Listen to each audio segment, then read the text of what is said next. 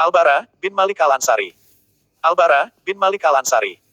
Janganlah kalian tunjuk Al-Bara menjadi amir dalam pasukan muslimin, karena dikhawatirkan ia dapat mencelakakan tentaranya karena ingin terus maju. Perkataan Umar bin Khattab. Kunjungi cerita rakyat channel. Rambutnya berantakan, badannya kurus, tulangnya kecil, gesit dan sulit dilihat.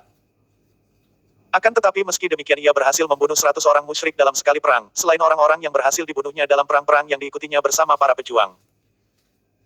Dia adalah orang yang gagah berani dan pantang mundur, demikian tulis Umar dalam sebuah surat yang ia tujukan untuk para pembantunya. Janganlah ia ditunjuk sebagai pimpinan pasukan muslimin karena khawatir mereka semua terbunuh karena maju terus. Dialah Al-Bara bin Malik Al-Ansari, saudara Anas bin Malik, pembantu Rasulullah Shallallahu Alaihi Wasallam.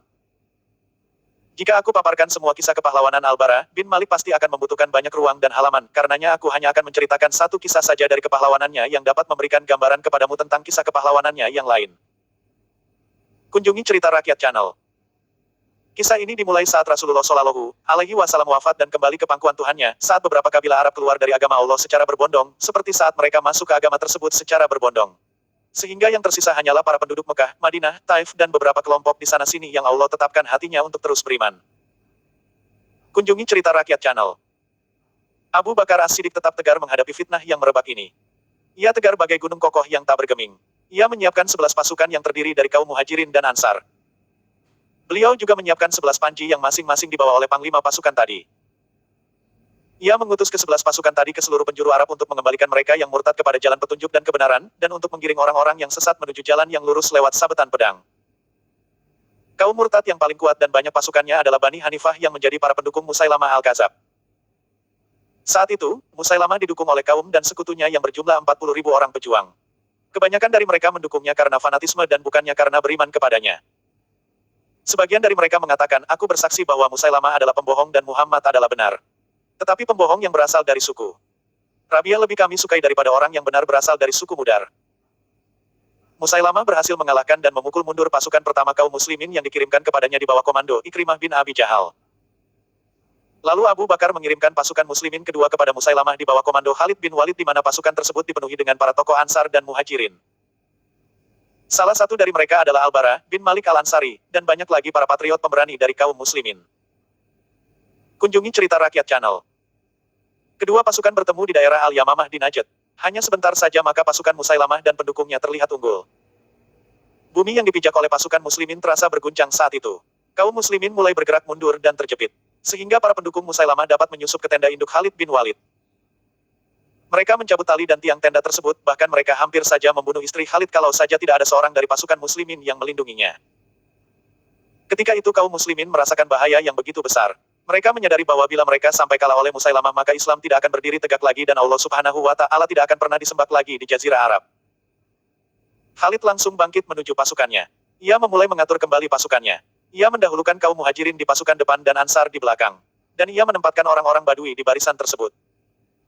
Khalid juga mengumpulkan anak-anak yang berasal dari satu bapak dengan satu panji agar ia dapat mengetahui musibah yang menimpa setiap regu dalam peperangan ini, dan juga agar ia tahu dari sisi mana kaum muslimin diserang. Maka terjadilah perang di antara dua kubu yang begitu hebatnya. Kaum muslimin belum pernah menjalani peperangan yang begitu dahsyat seperti ini sebelumnya.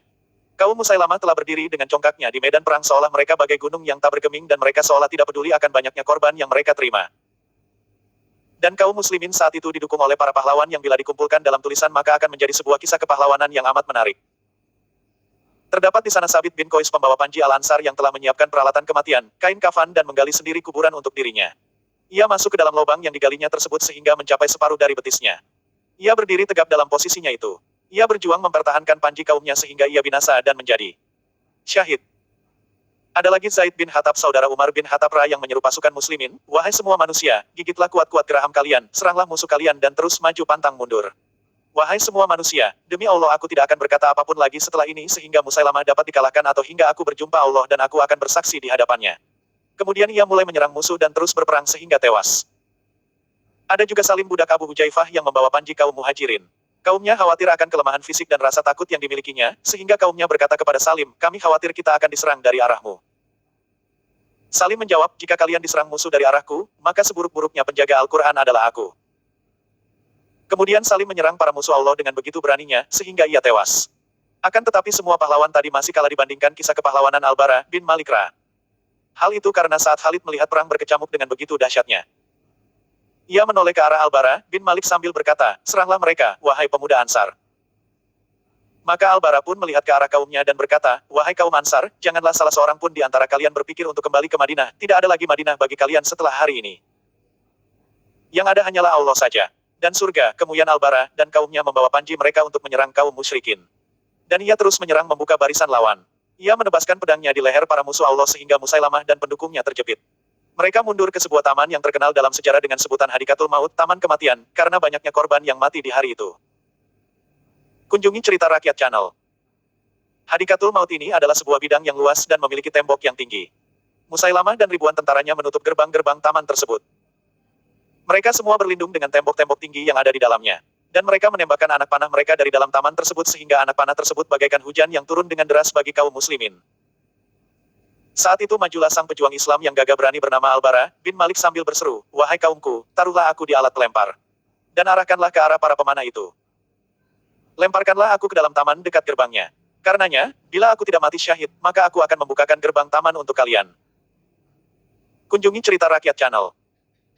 Dalam sekejap Al-Bara bin Malik telah duduk di atas alat pelempar. Dia adalah seorang yang berbadan kurus. Maka para pejuang yang lain mengangkat dan melemparkannya ke dalam Hadikatul Maut di antara ribuan pasukan Musailamah. Maka turunlah Al-Bara di pihak musuh seperti kilat menyambar. Ia terus menyerang mereka di depan gerbang taman dan ia berhasil membunuh 10 orang dari mereka dan berhasil membuka gerbang. Dan ia mengalami lebih dari 80 luka panah dan sabetan pedang karenanya. Maka kaum muslimin langsung merangsek ke arah Hadikatul Maut. Dari seluruh penjuru pagar dan gerbangnya. Mereka menyabetkan pedang ke arah leher para kelompok murtadin, sehingga tidak kurang dari 20.000 dari pihak mereka menjadi korban termasuk Musailamah Al-Kadzab. Kunjungi Cerita Rakyat Channel. Al-Bara bin Malik dibawa dengan kendaraannya untuk mendapatkan perawatan. Khalid bin Walid merawatnya selama sebulan penuh untuk menyembuhkan semua luka yang ada pada tubuh Al-Bara hingga akhirnya ia pun pulih kembali. Dengan keberanian Al-Bara, pasukan muslimin meraih kemenangan telak. Kunjungi Cerita Rakyat Channel. Al-Bara telah mengobarkan semangatnya untuk mendapatkan kesyahidan dalam peristiwa Hadikatul Maut. Ia terus mengikuti perang demi perang karena ingin mewujudkan cita-citanya yang tertinggi itu dan karena rindu kepada Nabi Shallallahu Alaihi Wasallam sehingga pada hari penaklukan kota Tustar 12 di negeri Persia. Persia saat itu dibentengi dengan salah satu benteng yang terletak di dataran tinggi. Kaum muslimin telah berhasil mengepung mereka dengan begitu ketatnya. Saat pengepungan tersebut berlangsung cukup lama dan pihak Persia sudah merasa semakin terjepit maka mereka membuat rantai besi yang mereka ulurkan dari pagar benteng tersebut. Di ujung rantai digantungkan penjepit yang terbuat dari baja yang disulut api sehingga lebih panas dari batu bara, penjepit itu berputar mengenai tubuh kaum muslimin dan mencomot tubuh mereka. Pasukan Persia mengangkat tubuh kaum muslimin yang terkena jepitan tadi ke atas baik dalam keadaan mati ataupun sekarat. Para pasukan Persia yang bertugas menggunakan alat tersebut mengarahkannya kepada Anas bin Malik saudara Al-Bara bin Malik. Begitu melihatnya, Al-Bara langsung melompat ke arah tembok benteng dan meraih rantai yang telah mengambil tubuh saudaranya. Al-Bara berjuang keras untuk menggoncang penjepit tadi untuk mengeluarkan Anas dari dalamnya. Tangan Al-Bara menjadi terbakar dan melepuh, ia tidak menghentikan usahanya sehingga saudaranya terbebas dan ia pun jatuh setelah hanya tulang yang tersisa dari tangannya tanpa daging sedikit pun. Dalam peperangan ini, Al-Bara bin Malik Al-Ansari berdoa kepada Allah agar ia diberikan mati syahid. Dan Allah mengabulkan permohonannya. Dan Al-Bara akhirnya mati sebagai seorang syahid yang amat rindu dengan perjumpaan dengan Allah Subhanahu wa Ta'ala. Semoga Allah Subhanahu wa Ta'ala menyinari wajah Al-Bara bin Malik di surga dan membuat dirinya tenang dengan hidup bersama Nabi-Nya Muhammad Shallallahu Alaihi Wasallam. Semoga Allah meridainya dan ia ridha kepada Tuhannya. Kunjungi Cerita Rakyat Channel.